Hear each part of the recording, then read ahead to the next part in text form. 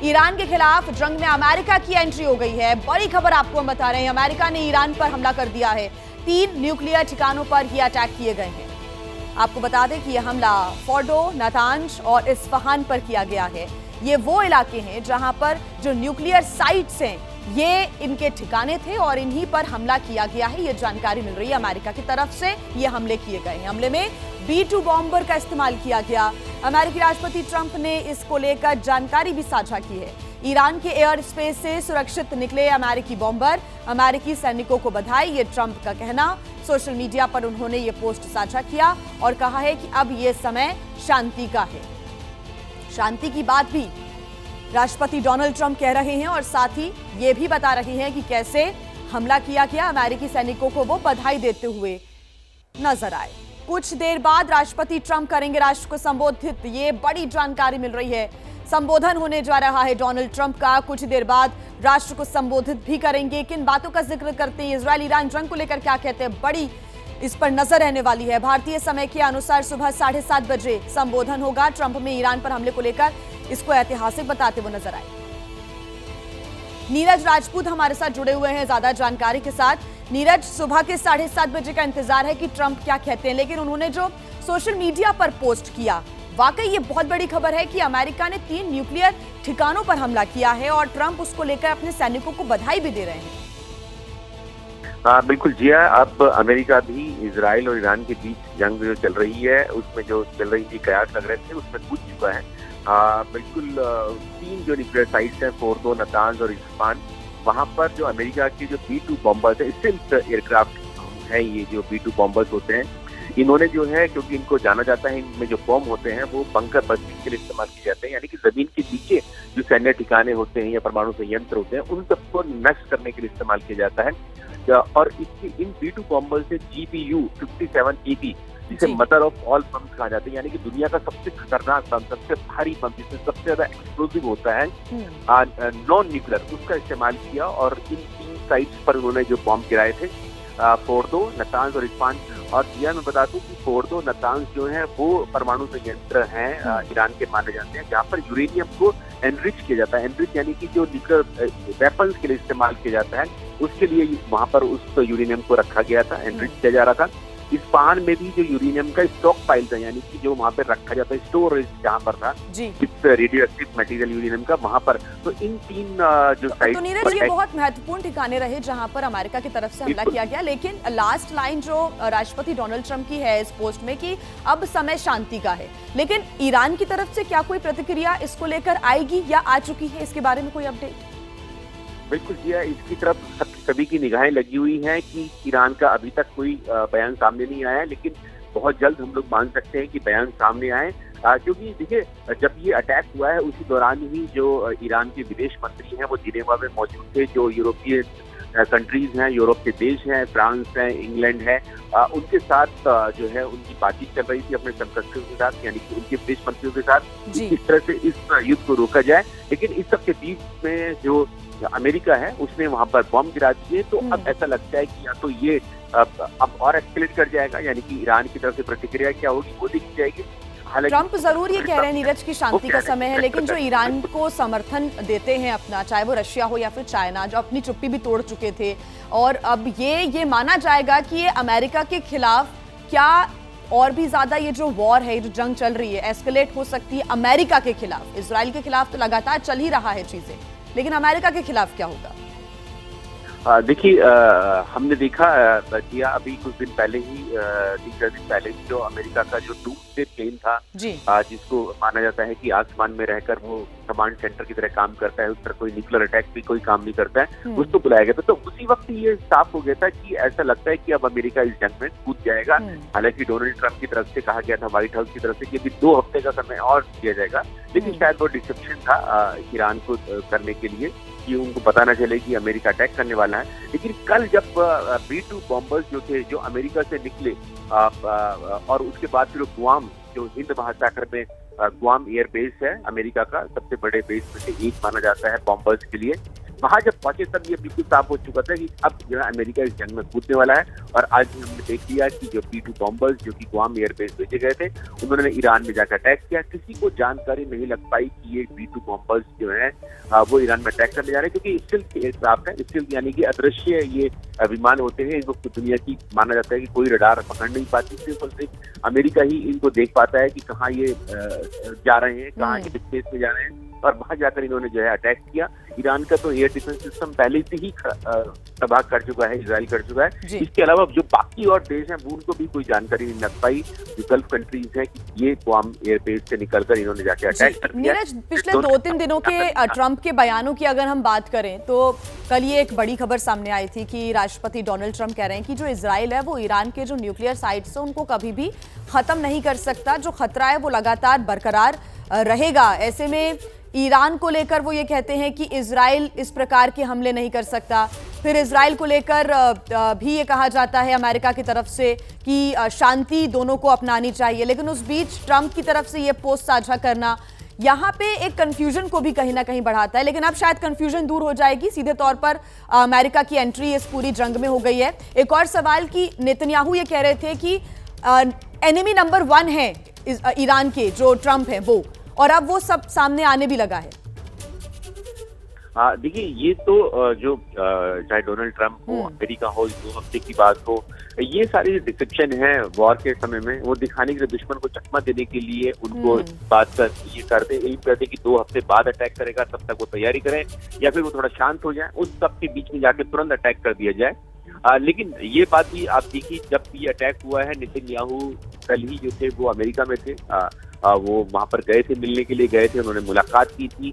और उन्होंने ये माना जा रहा था कि जब वो नेतन्याहू गए थे और ये वाकई में इस तरह की जो न्यूक्लियर संयंत्र है, परमाणु संयंत्र है, तो जमीन की बहुत नीचे बनाए जाते हैं और उन तक जो पहुंचना, वहां तक किसी वेपन का, बम का पहुंचना बहुत मुश्किल होता है। इसके लिए अमेरिका ने अपने सबसे जो डेडलीस्ट जो बॉम्ब है, जिन्हें मदर ऑफ ऑल बम्स कहा जाता है, मैसिव ऑर्डिनेंस एयर ब्लास्ट, उनका इस्तेमाल किया।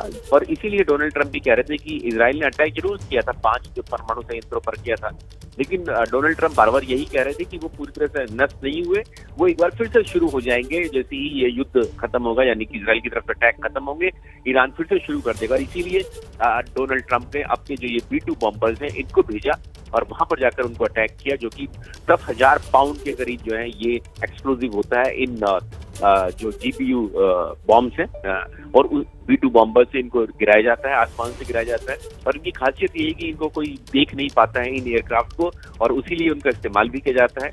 और इतनी नीचे जाकर, जमीन में जाकर ये जो है बंकर बस्टिंग का काम करते हैं, यानी बंकर में घुसकर ये अटैक करते हैं, ताकि जो नीचे की तरफ जितने भी आपके ठिकाने हैं उन सबको बर्बाद किया जाए। तो ये डिसेप्शन का पार्ट है।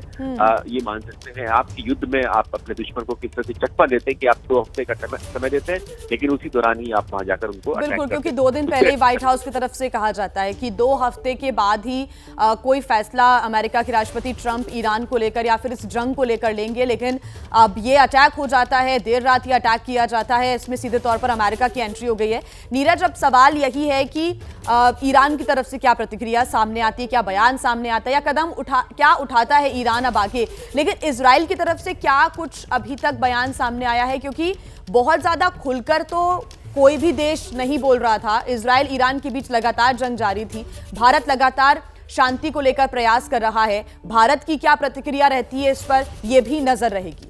नीरज, बिल्कुल आपने ठीक कहा कि जो अभी तक ईरान की तरफ से, इजराइल की तरफ से कोई जानकारी सामने नहीं आई है, ईरान की प्रतिक्रिया अभी तक सामने नहीं आई कि आखिरकार किस तरह से इसको रिएक्ट करेंगे। क्या ईरान अब इस युद्ध को और आगे बढ़ाएगा, या उसको, जैसे कि डोनाल्ड ट्रंप लगातार कह रहे हैं कि वो खत्म करेगा। क्योंकि कल ही हमने देखा था कि जो ईरान के राष्ट्रपति हैं पेजेश्कियान, उन्होंने खुद फ्रांस के राष्ट्रपति जो इमैनुअल मैक्रों हैं उनसे बातचीत की थी। तो उस बातचीत के दौरान भी ऐसा लगता था कि ईरान चाहता है कि अब शांति बहाल की जाए, युद्ध को किसी तरह से रोका जाए। लेकिन जो मैक्रो हैं, क्योंकि वो भी जो P5 समूह का जो है सदस्य देश है, जी। एक बड़ा देश है, न्यूक्लियर स्टेट है। उन्होंने भी यही कहा था कि आपको अपना ये जो परमाणु कार्यक्रम है इसको खत्म करना होगा, और भी उनकी डिमांड्स थी। तो लेकिन ये ऐसा लगता था कि अब ईरान जो है वो शांति की तरफ जा रहा है, लेकिन इन सबके बीच में जो अमेरिका की एंट्री हो जाती है। तो क्योंकि आपने बिल्कुल ठीक कहा कि इसी हफ्ते हमने देखा कि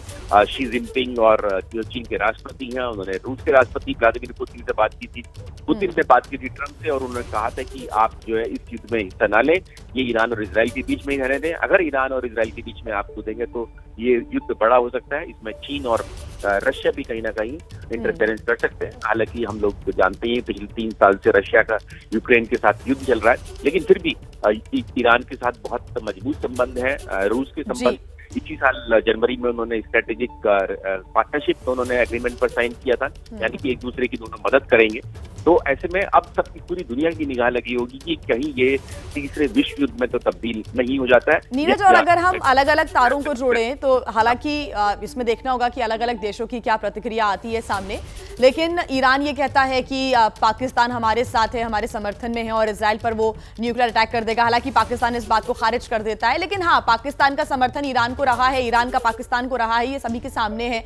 लेकिन अब जब पाकिस्तान कल ही डोनाल्ड ट्रंप को नोबेल शांति पुरस्कार के लिए नामित करता है और आज ये हो जाता है, मतलब एक अलग ही जो स्थितियां हैं वो इस वक्त पूरी दुनिया में चल रही हैं, और एक बार फिर से अब इस अटैक के बाद एक बार फिर दुनिया दो फाड़ होती हुई दिखेगी, अलग अलग खेमों में बटी हुई। देखिए जिया, जो अमेरिका ने ईरान पर अटैक करने से पहले पूरी घेराबंदी उन्होंने करने की कोशिश की कि किसी तरीके से ईरान जो है वो काउंटर अटैक ना कर पाए, और उसी के लिए हमने देखा कि उन्होंने पहले अपने सारे एयरबेस खाली कर दिए जो गल्फ कंट्रीज में 7 या 8 जो उसके बेसेस हैं वहां से, ताकि ईरान अटैक न कर दे। और दूसरा, पाकिस्तान को साथ उन्होंने इसीलिए लिया। हमने देखा जो पाकिस्तान के जो आर्मी चीफ है असीम मुनीर, उनको बुलाया था, उन्होंने व्हाइट हाउस में लंच कराया था, क्लोज डोर था, कोई तस्वीर नहीं आई, कोई वीडियो सामने नहीं आया, बातचीत क्या हुई कोई सामने नहीं आया। तो उस दौरान ये माना जा रहा था कि डोनाल्ड ट्रंप ने, जो असीम मुनीर हैं, जो पाकिस्तान के एक तरह से कह सकते हैं कि आप जो उनका जो असली जो शासक है पाकिस्तान के, वो असीम मुनीर ही हैं, आर्मी चीफ है, भले ही वहाँ प्रधानमंत्री। तो उनको ये बात कही गई थी कि आपको जरूरत पड़ी तो हम आपकी जो एयरबेस है उनका इस्तेमाल करेंगे, जो हमारे जो एयरक्राफ्ट होंगे, फाइटर जेट्स होंगे, वो इनका इस्तेमाल कर सकते हैं, क्योंकि इस तरह की लंबी, क्योंकि अमेरिका से दूरी बहुत है, तो अगर उनके गुआम में भी अगर एयरबेस है तो उनको रिफिलिंग की जरूरत, लॉजिस्टिक की जरूरत पड़ सकती है, उनको वहां पर स्टेशन करने के लिए जरूरत पड़ सकती है। उसके लिए ही जो उन्होंने पाकिस्तान को अपने साथ लिया, और हम लोग देख रहे थे ऑपरेशन सिंदूर के दौरान इस समय से ही जो पाकिस्तान, अमेरिका जो है पाकिस्तान को अपने खेमे में करने की कोशिश कर रहा था। प्लानिंग यानी कि लंबी थी, क्योंकि G7 को बीच में छोड़कर आना, फिर आसिम मुनीर से मुलाकात करना, वॉशिंगटन तुरंत पहुंचकर बैठकें करना, हाई लेवल मीटिंग्स होती हैं, और उसके बाद हालांकि कुछ भी खुलकर सामने नहीं आता, 1-2 दिन शांति रहती है और अचानक से ये होता है, यानी कि ये प्लानिंग काफी लंबे समय से चल रही थी। नीरज, बिल्कुल, देखिए ये अगर हम लोग देख ही रहे थे कि 8-9 दिन हो चुके थे जो ईरान इजराइल युद्ध के हो चुके थे, और अमेरिका को ऐसा लग रहा था और इजराइल को भी ऐसा लग रहा था कि वो अकेले अपने दम पर शायद ईरान का अब मुकाबला बहुत मुश्किल होगा। जिस तरह से अटैक तेल अवीव पे हो रहे थे, उनके शहरों पे हो रहे थे, दक्षिणी इजराइल पर उनके अटैक हो रहे थे, तो ऐसा लगता था कि ये अमेरिका को भी कहीं ना कहीं बड़ी भूमिका निभानी पड़ेगी। हालांकि पूरी दुनिया जानती है कि अमेरिका जो ईरान के खिलाफ, अमेरिका और ईरान की दुश्मनी रही है, और बिल्कुल सही कहा कि नंबर 1 एनिमी है, लेकिन जो अमेरिका है वो इजराइल को फ्रंट बनाकर अटैक करने की फिक्र को सामने लाकर जो है वो ईरान के खिलाफ लड़ा रहा था। लेकिन अब जब हम देख रहे थे कि ईरान का जो पलटवार हो रहा था इजराइल के ऊपर, और जो इजराइल का जो वेपन्स हैं, जो हथियार हैं, मिसाइल है, वो कमी दिखाई दे रही थी, और युद्ध खत्म नहीं हो रहा था, 8 दिन हो चुके थे। तो ऐसे में लगता था कि अमेरिका कूदेगा, तो अमेरिका की प्लानिंग ये पहले से ही थी, और इसीलिए वो पाकिस्तान को अपनी तरफ कर रहे थे, अपने खेमे में कर रहे थे, क्योंकि पाकिस्तान तो सटा हुआ देश है, ईरान से सटा हुआ है, और जरूरत पड़ सकती है अमेरिका को कभी भी पाकिस्तान की एयरबेस इस्तेमाल करने के लिए। इसीलिए जो असीम मुनीर है या पाकिस्तान है, उनको अपने खेमे में लाने के लिए ही अमेरिका तैयार कर रहा था। बिल्कुल, अब तमाम जो बड़े सवाल भी उठ रहे थे कि क्यों मुलाकात हो रही है, G7 को बीच में छोड़कर क्यों चले गए डोनाल्ड ट्रंप, क्या कुछ हो रहा है, कतर से क्यों अपने एयरक्राफ्ट्स को यहां हटा दिया गया है। हालांकि अब जो सवाल है उनके जवाब मिलने भी लगे हैं। आप नीरज हमारे साथ बने रहिएगा। इस बीच एक और बड़ी खबर मिल रही है, ईरान पर अमेरिकी हमले से जुड़ी हुई है बड़ी जानकारी। अमेरिकी राष्ट्रपति डोनाल्ड ट्रंप ने दावा किया है ईरान का जो फोर्डो न्यूक्लियर सेंटर है पूरी तरह से तबाह कर दिया गया है। सोशल मीडिया पर ट्रंप ने यह जानकारी साझा की है। एक और बड़ी खबर इस बीच मिल रही है, बड़े अपडेट्स ईरान पर अमेरिका के हमले से जुड़े हुए। इराकी मीडिया के हवाले से यह खबर सामने आई। इराक में हाई अलर्ट जारी कर दिया गया है। सभी अमेरिकी ठिकानों पर भी ये अलर्ट जारी किया गया है। नीरज हमारे साथ लगातार जुड़े हुए हैं। नीरज, इराक में भी एक हाई अलर्ट जारी किया गया है, इराकी मीडिया की तरफ से यह दावा, क्या अपडेट इसको लेकर? देखिए जिया, क्योंकि इराक में अमेरिका का एक बहुत बेसिस है, वहाँ पर जो सैन्य ठिकाने हैं वहाँ पर बड़ी संख्या में उनके सैनिक वहाँ तैनात रहते हैं, इराक में रहते हैं। जैसे इराक वॉर हुआ था तब से बड़ी संख्या में जो अमेरिकन सोल्जर्स हैं, अमेरिकन बेस हैं वहाँ पर है। तो ऐसे में कहीं अब क्योंकि ईरान और इराक बिल्कुल सटे हुए देश हैं, तो ईरान का पलटवार कहीं इराक पे ना होता है, इराक में जो अमेरिकी बेस है, यूएस बेस है, वहां पर न हो, उसके लिए ही ये अलर्ट जारी किया गया है, ताकि वो अलर्ट रहें और किसी भी तरह की जो एयर डिफेंस सिस्टम, क्योंकि ईरान की जो मिसाइल सिस्टम है वो काफी ज्यादा उनको मजबूत माना जा रहा है। इस युद्ध के दौरान हमने देखा कि किस तरह की मिसाइल उन्होंने जो उनकी मिसाइल है वो है, उनकी फतेह मिसाइल उनकी है, और भी जो उनकी मिसाइलें हैं वो कहीं इस्तेमाल न कर दें। और हम लोग देख रहे थे कि एयर डिफेंस सिस्टम इजराइल का, जहाँ पर अमेरिकन एयर डिफेंस सिस्टम भी लगा हुआ है, वो उनको रोक पाने में उनको मुश्किलात आ रही थी, वो गिर रही थी वहाँ पर। तो ऐसे में कहीं इजराइल इराक पर अटैक ना कर दे ईरान, इसी के लिए अलर्ट जारी किया गया है। और नीरज, अगर हम बात करें दूसरे पहलुओं पर, उसका गहरा असर पड़ेगा अमेरिका की तरफ से अटैक करना, शेयर बाजार हो या फिर जो इंपोर्ट एक्सपोर्ट हो रहा है उस पर एक गहरा असर पड़ेगा। एक बार फिर से जो स्थितियां कुछ समय पहले रशिया यूक्रेन युद्ध के समय बनी, इजराइल और हमास के बीच में जो स्थितियां बनी, उसके बाद जो वैश्विक हालात हमने देखे फाइनेंशियली भी, और लोगों का जो नुकसान इस बीच हुआ, वो एक बार फिर से अब अमेरिका के उतरने के बाद, क्योंकि अमेरिका वर्ल्ड पावर है और ऐसे में अगर उसका उतरना इस जंग में अब, क्योंकि 3 हमलों के बाद ऐसा होता है, 3 साइड्स पर हमलों के बाद ऐसा होता है, तो ये एक बड़ी टेंशन वाली बात है पूरे देश के लिए, पूरी दुनिया के लिए। बिल्कुल, देखिए ईरान जो है वो एक महत्वपूर्ण देश तो है ही है, जो सारे देशों में, अरब देशों में। तो ऐसे में ऐसा लगता है, क्योंकि ईरान ने इस बात की दिए थी कि अगर अमेरिका अटैक करता है तो फिर वो पर्शियन गल्फ में स्ट्रेट ऑफ हॉर्मुज जो है उसको वो ब्लॉक कर देगा, ताकि जो तेल की आवाजाही है, तो जानती हैं कि जो अरब देशों से ही जो तेल की जो आवाजाही होती है वो समुद्र के रास्ते से होती है। तो ईरान कहीं उसको नेवल ब्लॉकेट ना कर दे, तो उससे अगर आवाजाही रुक जाएगी तो तेल की आवाजाही रुकने से जो देश, जो दुनिया भर के जो देश हैं, उन सबको जो ऑयल की सप्लाई हो रही है उस पर कहीं ना कहीं जो है वो बाधित हो सकती है। उससे कहीं ना कहीं अर्थव्यवस्था पर दुनिया की वो असर पड़ेगा। और बाकी में आपने ठीक कहा कि जब इस तरह के अटैक होते हैं तो शेयर मार्केट पर भी असर पड़ता है। तो अब सबकी निगाहें ईरान की तरफ होंगी कि ईरान का अगला कदम क्या होता है, कि क्या वो अमेरिका ने जैसे कहा कि सरेंडर कर दे, शांति की तरफ आ जाए। जो उनकी बातचीत चल रही है जिनेवा में, उनके विदेश मंत्री उनके हैं वहाँ पर, यूरोप के देशों के साथ विदेश मंत्रियों से बातचीत कर रहे हैं, क्योंकि ये भी माना जा रहा है कि जो कल बातचीत हुई थी जिनेवा में हुई थी, वो भी किसी नतीजे पर नहीं पहुंची थी, जो विदेश मंत्रियों से हुई थी यूरोप के देशों से। इसके बाद ही अमेरिका ने शायद ये डिसीजन लिया है। जो अमेरिका के विदेश मंत्री हैं, यानी विदेश सचिव हैं मार्को रूबियो, उन्होंने भी जो अपने जो काउंटर पार्ट्स हैं जो यूरोप के और G7 देशों के, उनको ये जानकारी दी है यूरोपीय देशों को कि ये बातचीत नहीं हो पाई थी, इसीलिए जो है अमेरिका इस जंग में अब कूदने के लिए तैयार है। और इस अमेरिका के उतरने के बाद, इस फैसले के बाद क्या क्या प्रतिक्रियाएं और क्या रुख रहता है अलग अलग देशों का, इस पर हमारी नजर है। नीरज, आप हमारे साथ बने रहिएगा। इस बीच देखिए, इजराइल के पूर्व रक्षा मंत्री का एक बड़ा बयान सामने आया है। ट्रंप ने साहसिक फैसला लिया, पूर्व रक्षा मंत्री ये कह रहे हैं, और कह रहे हैं कि पूरी मानवता के लिए यह साहसिक फैसला, ईरान पर बमबारी से दुनिया सुरक्षित हुई। पूर्व रक्षा मंत्री का ये कहना, जो कि इजराइल के पूर्व रक्षा मंत्री हैं, उनकी तरफ से कहा गया है कि ट्रंप ने साहसिक फैसला लिया है। नीरज, ये स्वाभाविक सी बात है कि इजराइल इस हमले का समर्थन करेगा। पूर्व रक्षा मंत्री का बयान सामने आया है। इजराइल तो ये चाह रहा था कि अमेरिका कहीं ना कहीं बैकएंड से सपोर्ट करते रहे, अब तो वो फ्रंट पर आकर ये हमला करता है, तो ये तो इजराइल के लिए बहुत अच्छी अपॉर्चुनिटी है।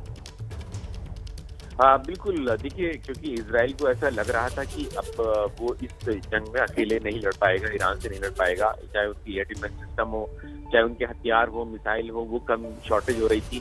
तो एरो मिसाइल है उनकी, उसकी कमी हो रही थी, जो कि लॉन्ग रेंज की मिसाइल को इंटरसेप्ट करती है। तो अब अमेरिका अगर आ गया है, जो दुनिया की सबसे बड़ी सैन्य शक्ति है, जैसे महाशक्ति है, सुपर पावर जिसको हम लोग बोलते हैं, अगर वो इसमें आ जाता है, क्योंकि इस वक्त जो है, अगर ये आप मान के चलिए कि 3 एयरक्राफ्ट कैरियर, जो विमान वाहक युद्धपोत, इस वक्त जो है वो ये गल्फ कंट्रीज के चारों तरफ हम लोग देख रहे हैं कि वो है वहाँ मौजूद है।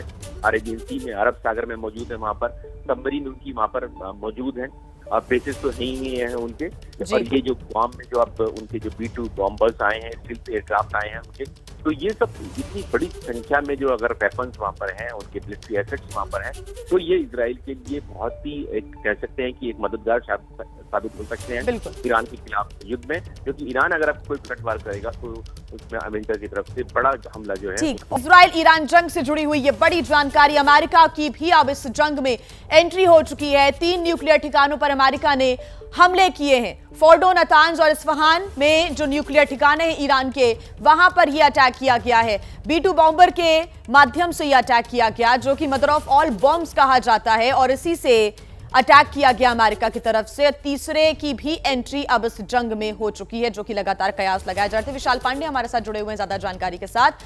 विशाल, ईरान की तरफ से यह कहा गया था पहले कि अगर अमेरिका इस जंग में उतर जाता है या फिर किसी भी प्रकार की कोई भूमिका निभाता है तो वो पूरे विश्व के लिए खतरा होगा, और अब वैसी स्थितियां बन भी रही हैं। विशाल, बिल्कुल, देखिए, क्योंकि जो ईरान के 3 परमाणु जो साइट थी उनको हमला किया है, जिसमें फोर्डो, नतांज और इस्फहान के इलाके शामिल थे, और ऐसा कहा जा रहा है कि वहां पर ये एक सफल अटैक अमेरिका की तरफ से रहा है ईरान के परमाणु साइट्स को लेकर। और ईरान अब इस पर किस तरह से जवाब देगा, क्योंकि अभी कोई आधिकारिक बयान ईरान की तरफ से नहीं आया, लेकिन उसके जो पिछले बयान रहे हैं उनकी तरफ से बार बार कहा गया था कि अगर अमेरिका इस जंग में कूदता है तो अमेरिका के सैन्य ठिकानों को ईरान की तरफ से निशाना बनाया जाएगा, खासतौर पर मिडल ईस्ट में जो अमेरिका के सैन्य ठिकाने हैं। लेकिन अब देखना यह है कि अपने 1 घंटे बाद 7:30 बजे सुबह जब डोनाल्ड ट्रंप अमेरिका को संबोधित करेंगे तो आगे वो क्या ऐलान करते हैं। लेकिन फिलहाल जो उन्होंने पोस्ट किया है उसमें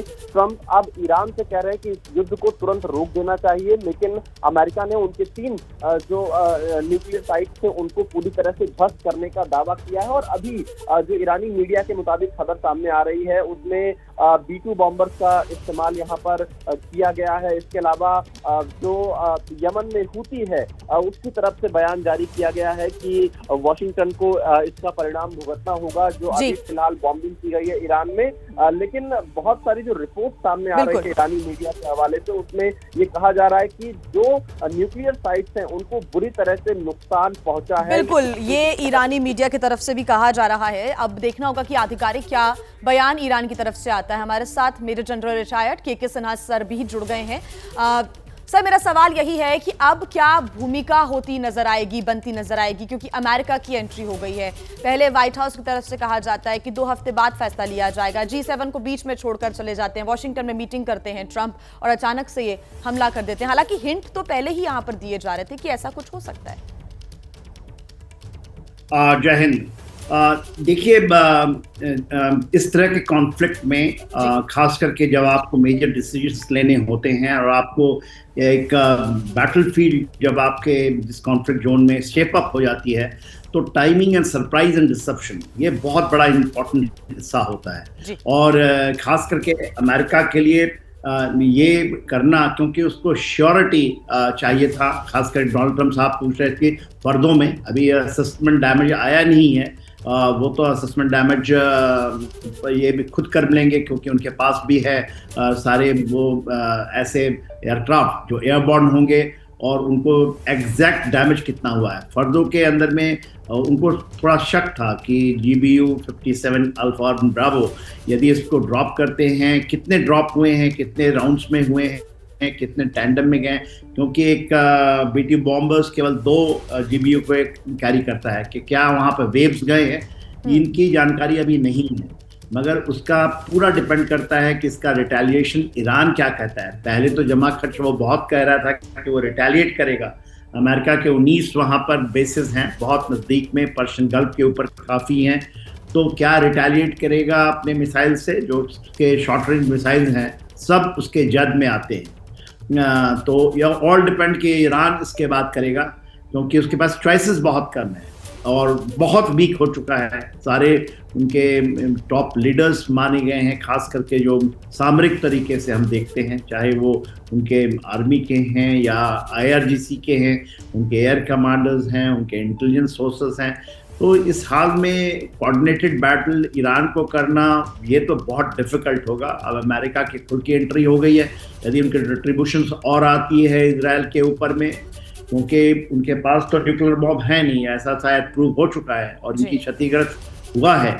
तो क्योंकि कल सिमाना एक जगह है, यदि आप देखिएगा नॉर्थ में यह पड़ता है तुर्कमेनिस्तान के पास में, वहाँ ऐसी खबरें आ रही थी कि वहाँ पर 5.1 रेक्टर स्केल के ऊपर में इसका हुआ है, क्या एक जलजला आया था वहाँ, जो कि डाउट करते हैं कि कोई टेस्टिंग की हो उन्होंने, लास्ट मिनट टेस्टिंग।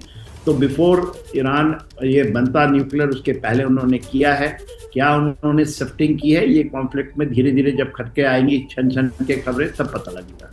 बिल्कुल सर, सवाल अब ये भी है कि अब वैश्विक स्तर पर किस प्रकार के हालात बनते हुए नजर आते हैं, क्योंकि ईरान ने कहा था कि अगर अमेरिका की एंट्री किसी भी प्रकार से होती है तो ये वैश्विक स्तर के लिए एक बड़ा खतरा होगा।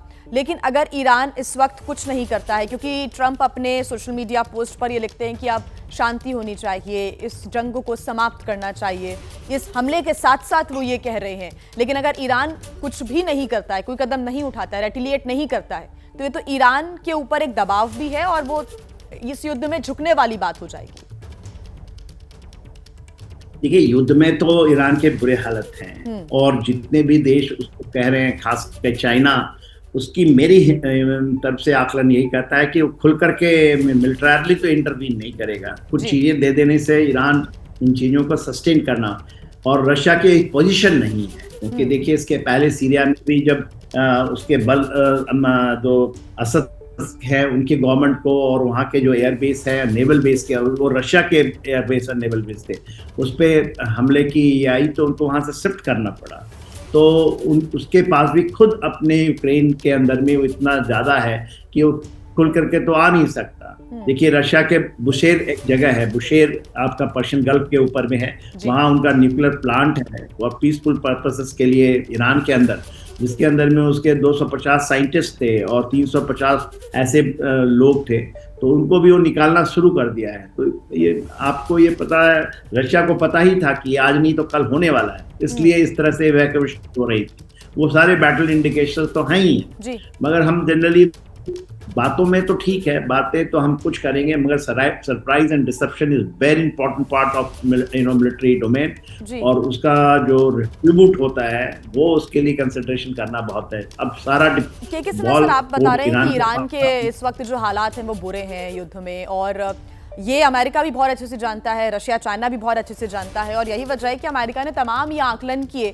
इसको एक वार्निंग के रूप में हम देख सकते हैं कि जो समझौता नहीं कर रहा है ईरान न्यूक्लियर अपने पावर को लेकर, न्यूक्लियर साइट्स पर जो हमला किया है अमेरिका की तरफ से, वो एक वार्निंग है, और इसलिए डोनाल्ड ट्रंप कह रहे हैं कि ये वार्निंग है, अब आपको इस युद्ध को समाप्त करना चाहिए, अब शांत बैठना चाहिए।